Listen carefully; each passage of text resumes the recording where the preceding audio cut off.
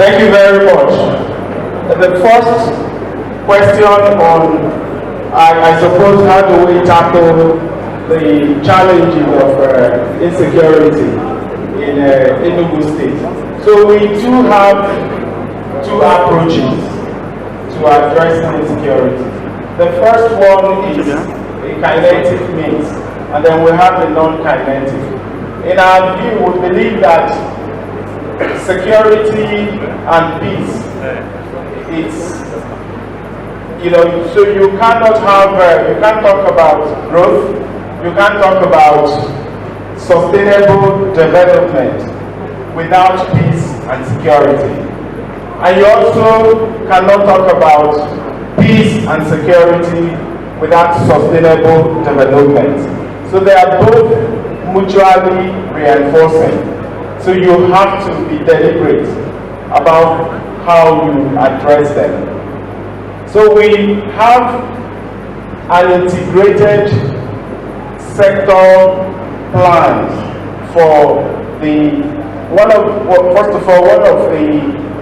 what we have identified as the root causes of insecurity in our communities. It's poverty and unemployment. And so we understand that if we're going to tackle insecurity squarely, we have to be interested in how to resolve unemployment and poverty, particularly in our rural areas. So we have a plan to unlock our rural economy. So we also have plans to open up the hideouts where you have most of these hoodlums operating from. We're going to designate those hideouts as special economic zones. So we're going to be deliberate. We're going to ensure we open up the area, have access roads to the farmland, where we need to have a harmonization of our land tenure.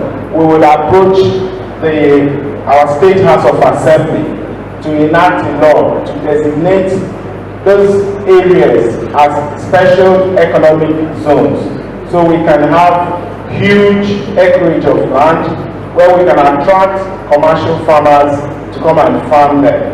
And for our farmers, our local farmers, we're also going to try and migrate them so they can scale up their farming activities. So we migrate them from manual means or the subsistence means to the mechanized and even deploy technology.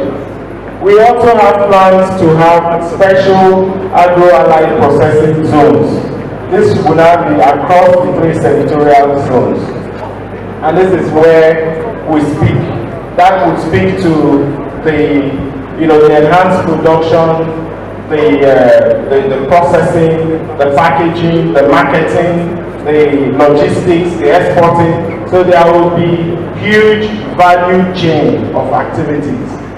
And that, the plan for us is to ensure that we get our youth, these young ones that basically some of the fragilities that we experience in our rural communities largely coming as a result of unemployment, as a result of poverty. So we believe that if we're able to address unemployment and poverty frontally, we would have been able to solve 70% of those fragilities and insecurity. And then the 30% module would be kinetic. So we would have, as I said, the kinetic and the non-kinetic. The kinetic approach for us would be to look at strengthening our community policing and deploying technology to gather intel. So we're going to deploy technology to be able to gather intel, and we will be able to identify, pursue, and defeat the criminals, and obviously take them out from our communities. And so we are certainly interested in making sure that we have a peaceful environment. Otherwise, businesses can't come to Enugu, so it's key to us. And the second question has The first one is to, how do we plan to reduce poverty to zero level? I don't think that the expression of reducing poverty to zero level is so creative, in my opinion.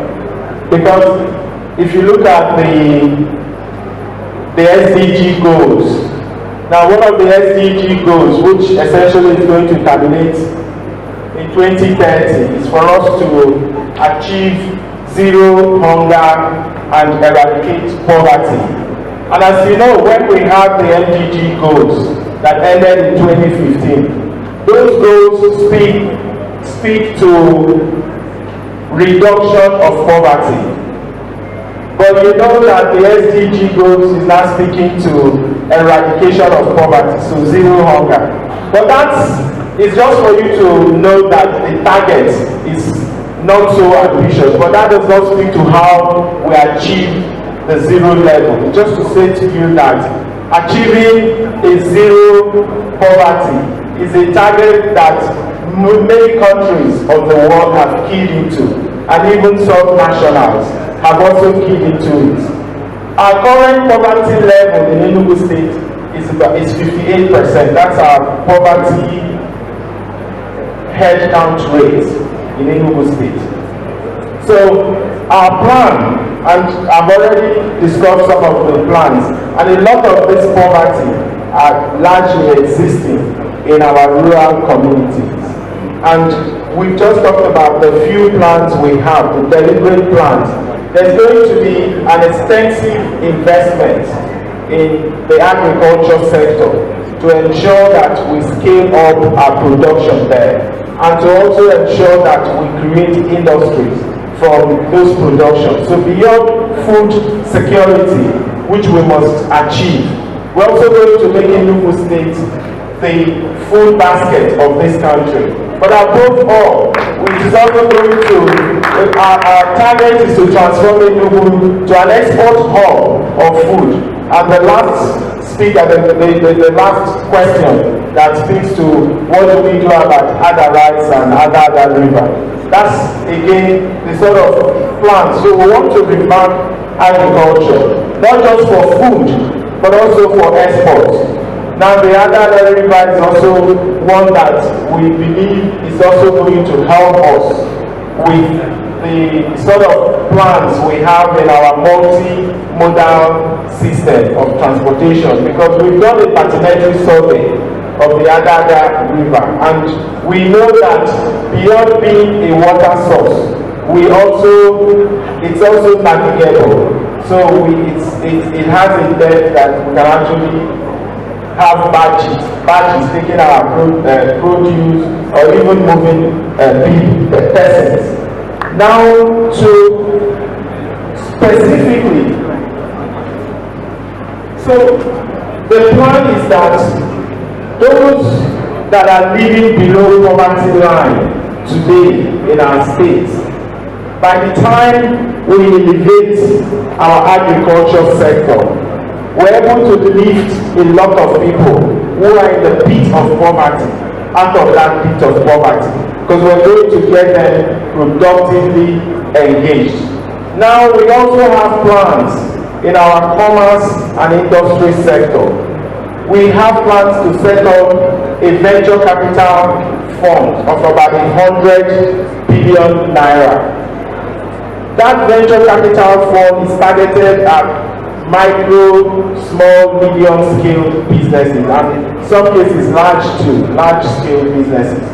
And the idea is for us to provide the needed. So those who have great business ideas, but because of their credit rating, do not have access to financing, to fund, to bring to either proof of concept or get their products to a point where they can attract funding from either a venture capital.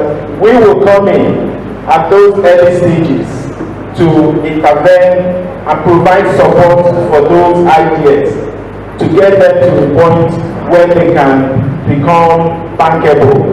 And so the other plans we have our young ones with great ideas who want to do business, who want to get into trading, and also do not have access to funding, we're able to do two things. One is to help them with their skill, enhance their skills, and provide them access to funding to be able to fund those things. And there are also, we have a generation of smart people. Technology has disrupted all aspects of our life. So what that means is that we also need to prepare our young people to play in the technology space. And to do that, we have to be deliberate as government. So we're going to be able to create a platform for them to try. And it has, again, as I keep saying, engaging the university community, for example, sitting and discussing with them on how we can address some of these emerging skills would also be something as government will be interested in. And then, of course, we talked about the cost of governance. One of the things we pointed out was to say we're going to run a lean and smart government. Lean, agile, and smart government. So we're going to deploy e-governance. And e-governance is going to be across all the sectors. Right? The e-governance will be across all the sectors. It's going to be between the citizens and the state, the state and business, the state and the different tiers of state government. So the e-governance would help us reduce the cost of running government. The other thing is we're going to also have a social performance contract.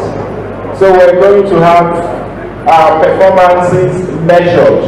So if we're hiring, it's also going to be on the basis of performance.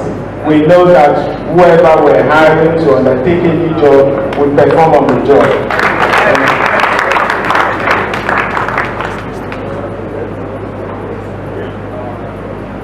So the final question on Adani rights, and again, for us, other rights is the low-hanging fruit.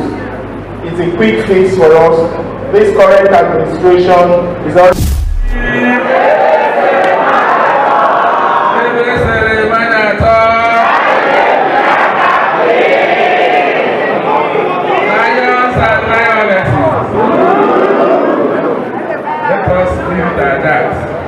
The new phrase of new one, I don't know how to say it. I'm the old fashioned. So say that I say lions and lionesses.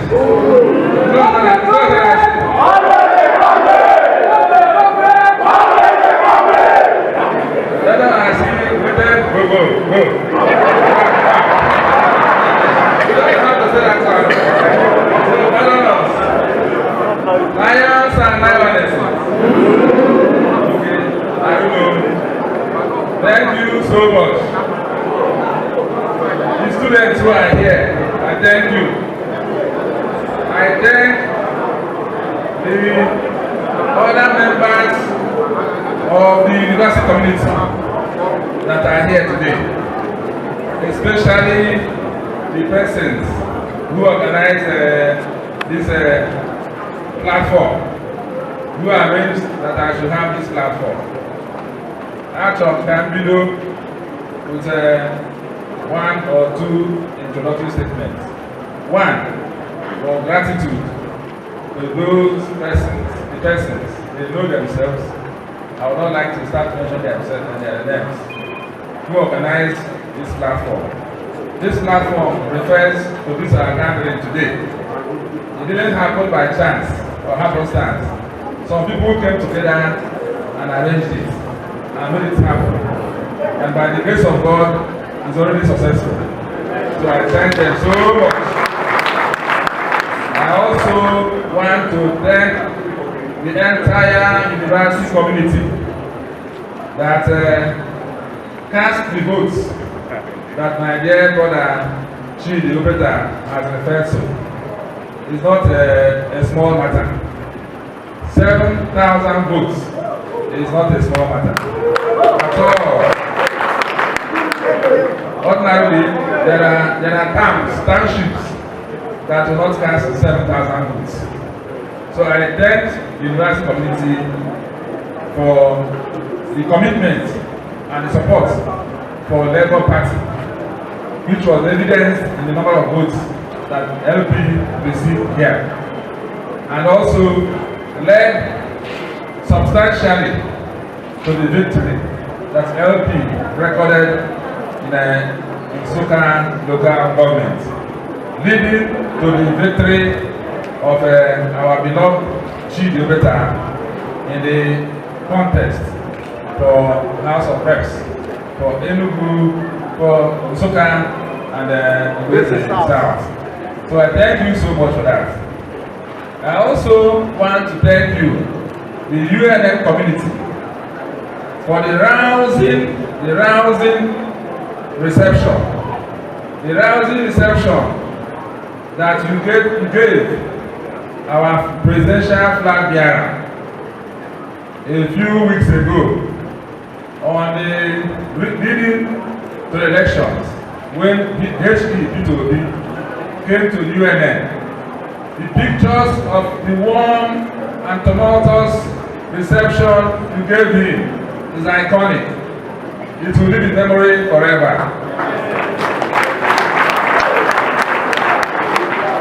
It gave a big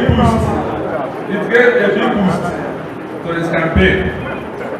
I also want to use this opportunity to inform the UNN community and then through you to the country and other users of the cyberspace that we should worry about the distortions and abuse of the cyberspace to which all manner of persons has put that space to. The people who invited the Facebook and all social media applications meant well.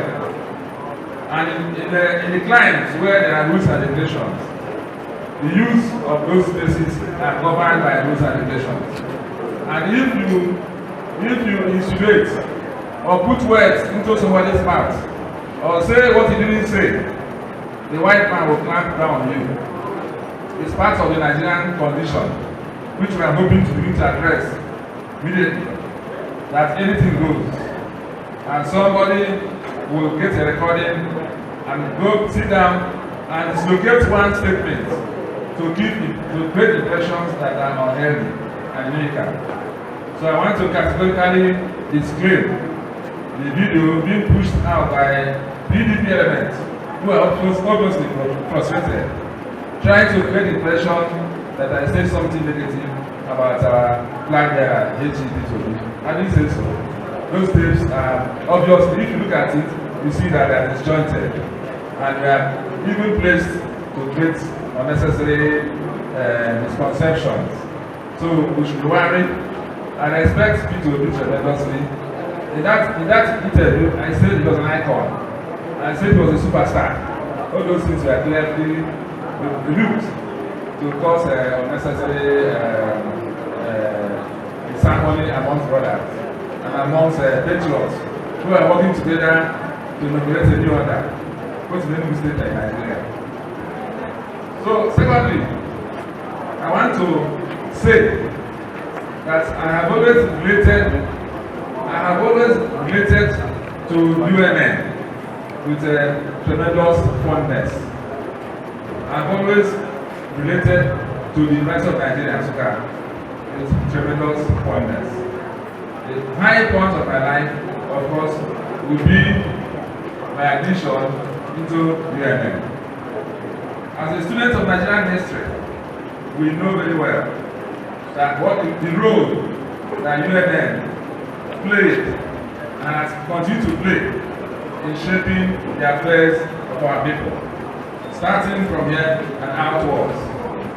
We know that when war was brought to us, a vast amount of resistance, a vast amount of effort, intellectual, industrial, Otherwise, we are mobilized from here and from here outside. I know that in this hall, this checkered hall, it was here before the 00 hours, before war was brought to us, here in this hall. An eminent people son, now of blessed memory, Nsukka, then the registrar of the University of Nigeria, organized the midnight convocation. The midnight convocation. Many of us don't know about those things again, because again, our young people restrict themselves only to classroom works. The midnight convocation, before war was brought to us here, Nsukka organized the midnight convocation. You can read it up. People were coming, hoping that the convocation would move in the morning. By midnight, because war was imminent, they put it together. Midnight convocation, 00 hours, midnight. And then they sparked the students, waved them goodbye. Many of them went on into the war. Many of them didn't come back. Many didn't come back. Many didn't come back. Many didn't come back. Many did not come back. This university is a great place. This university is a great place.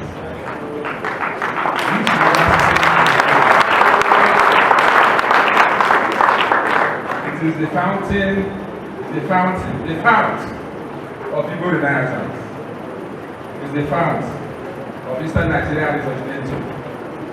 It has given birth to many people who have gone on to distinguish themselves worldwide. This university is a special place. It was the basis, the fount of resistance. Now, a new challenge faces us. And I someone who today to rise up the challenges. I've always related with UNN great fondness. I was a student here. Even before I came in here to study, I used to come to UNN. Especially when the great Nnamdi Azikiwe gave his lectures. I was just come and look around. Then eventually I came in here. I was part of the social life of the UNN, part of the cultural life, and this is the intellectual life. All the time I was there. I was a member of the House of Reps. I was a member of the chief of the Nsukka. I was also a member of the leadership under Uche in those days. I left 86, but I've never really left UNN. I've never really left UNN.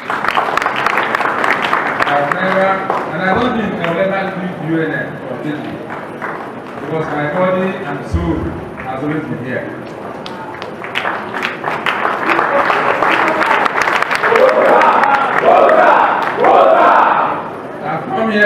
I come here regularly to watch plays, because I have a combined course in English and theatre arts. The people in theatre always invite me, so I come in without drawing attention to myself to watch plays. I come here to participate, to watch arts, paintings. Whenever UNN is used as a base for paintings, to inaugurate paintings, I come in to watch and sometimes buy in order to support our artists. I come in here to participate in musicals, like we have just done to see now. I come in here, even when the hall, UNN hall, was launched, I came here to participate. I'll be part of the UNN life, and I will always remain. My son was here as a student. My daughter was here as a student.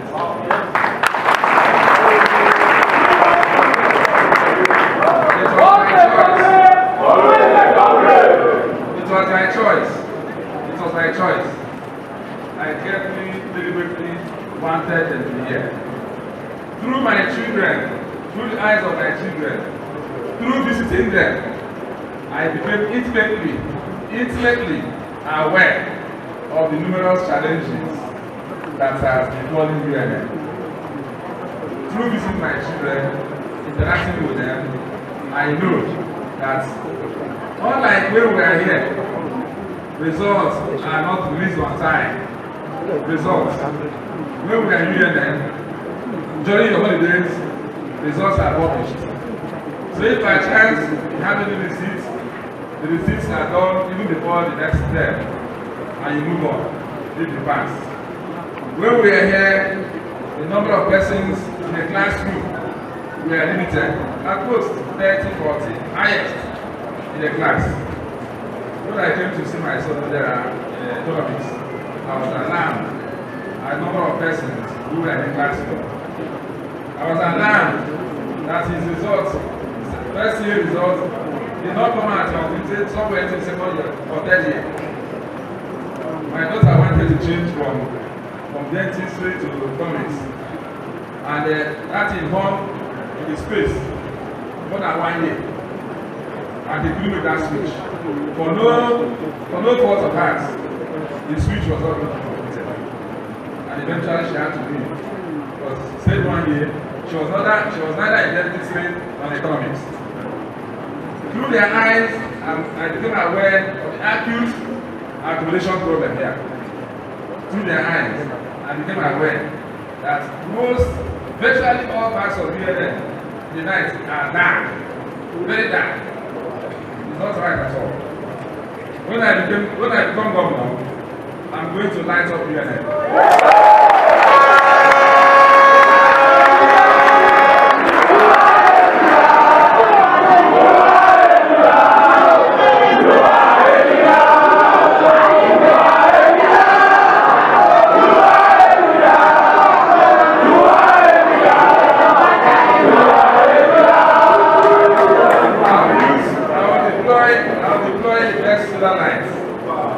In conjunction with the leadership, to put lights wherever they want us to put lights, so that the place will be lit and encouraging and enticing in the night. Ordinarily, the place is beautiful. Ordinarily, the UNN is beautiful. But in the night, it looks gloomy and somber. We need to touch it up.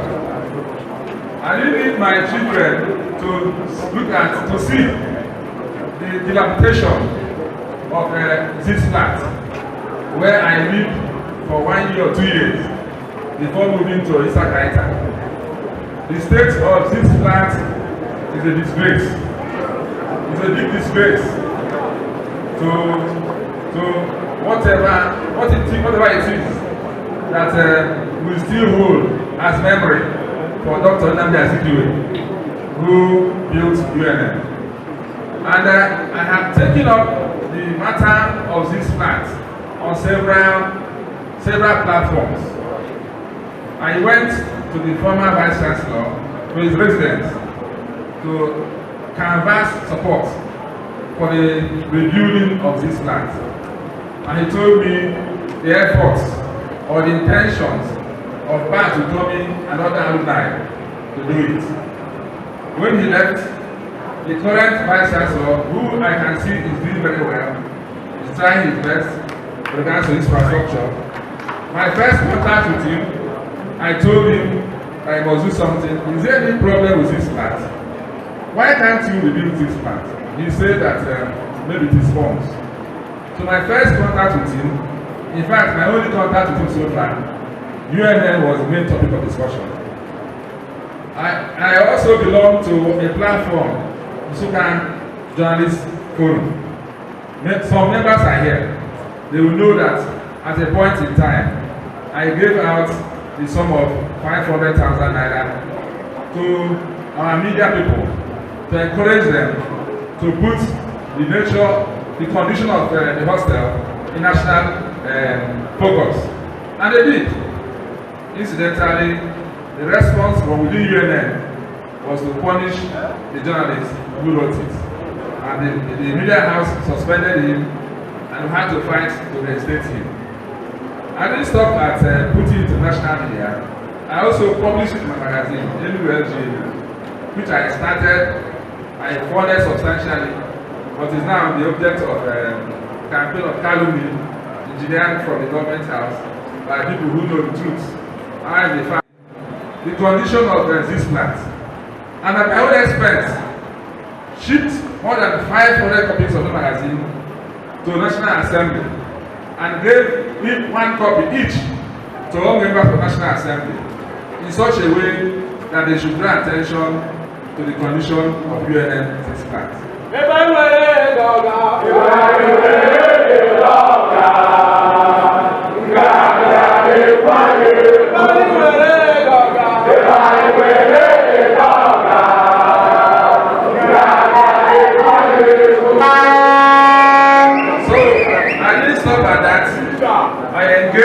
I engaged our members in the House of Reps, all of them, one by one.